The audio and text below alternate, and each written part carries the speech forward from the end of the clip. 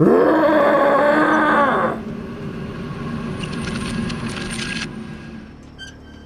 guys, welcome back to another episode of Great Men Taking Over the World. I'm Ren, and today I'm going to be covering a ghoulish, creepy game for the PS1. Nightmare Creatures!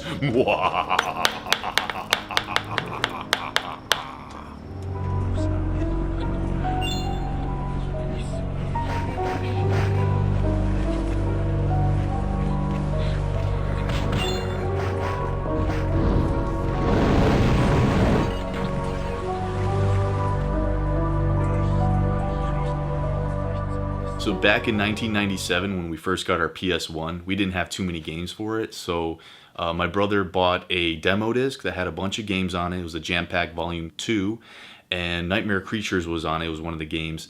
And it instantly stood out to me because it had like a dark, creepy, brooding atmosphere set in London, maybe 18th or 19th century.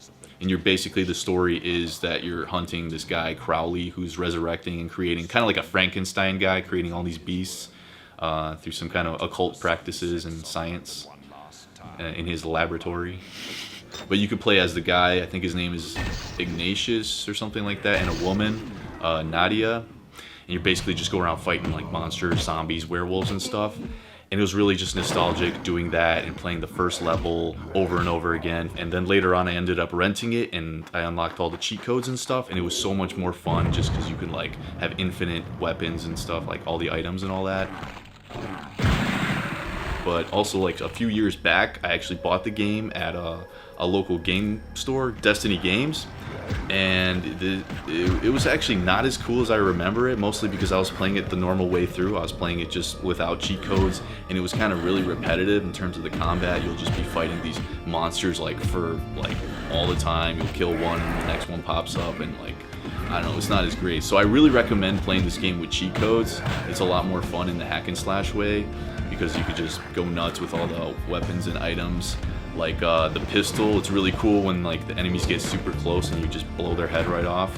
Or, you know, they got bombs and shit like that. But my favorite is the saw blade. When you turn that on, it totally changes like the dynamic when you're fighting the enemies. Because instead of them just blocking your shit or just like repetitively hitting them like with your stick or whatever, you start just chopping them up into pieces. Their head, their arms, everything just starts flying off. And it's really fucking satisfying just like hearing those sounds and just seeing the blood fly out.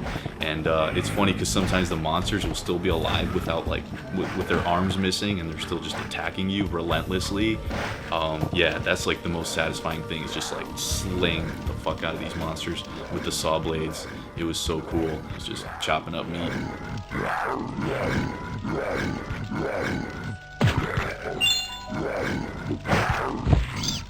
No, because this game, it's like, yeah, it is creepy and stuff, but it's also a little goofy in a way because, like, you know, those zombies will be, like, kind of, like, trudging along and stuff, but then when you get close proximity to them, they start hopping around like it's a boxing match and shit like that, and, like, you're like, what the fuck's going on? They're, like, punching you, and then you knock their ass down and sound like an old man, take a while to get up.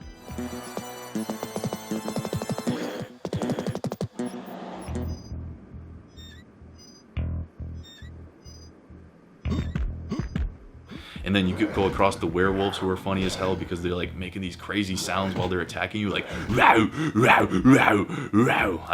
That's just so iconic to me, is those werewolves.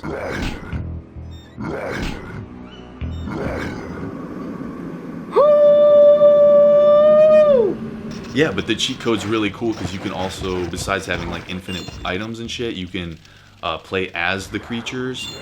You play as like the werewolves and the giant dudes. You just go around slapping zombies around. It's funny. The werewolves, while you're going like row, row, chopping them up. But the zombie is terrible playing as the zombie because he's slow as fuck, because that's what happens. And the other monsters are just like bullying you and picking on you, just knock your ass down. And when you die, it takes you forever to respawn because it's just like the actual zombies. Like it's really stupid, but it's funny as hell at the same time.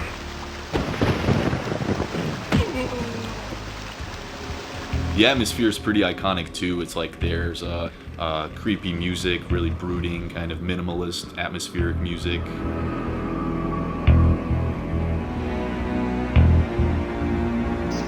It's really dark, and you know, you can't see too much. It's like the gothic sort of 18th, 19th century London.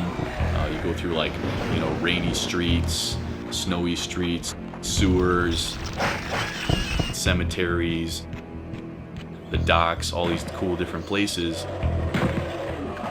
Well, the graphics, they kind of, I mean, obviously now they suck if you look at it, but in a way I kind of like it because it's nostalgic, and also it just kind of adds to the, like, you can't really see stuff as clearly, kind of the creepiness, the creepy vibe. Kind of blocky and jaggy. Yeah, blocky, jaggy sort of creepiness. Kind of like Silent Hill does the same thing too. Yeah, it doesn't look human or natural. It's not human or natural, so it's definitely kind of creepy in that way. Controls are not very good. They're really clunky and don't hold up well. It's really awkward, and you sometimes have to do some platforming stuff, and it's like it just feels kind of terrible.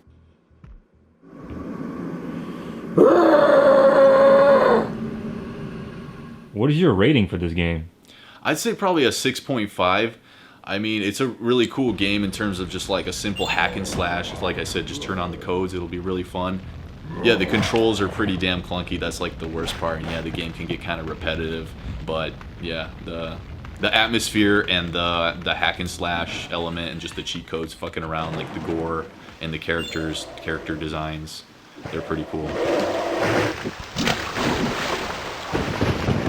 Thanks for joining me on another episode where I took a look back at the hack and slash gore fest for PS1 Nightmare Creatures.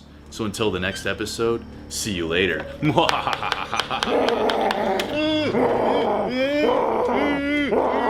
Nightmare Creatures.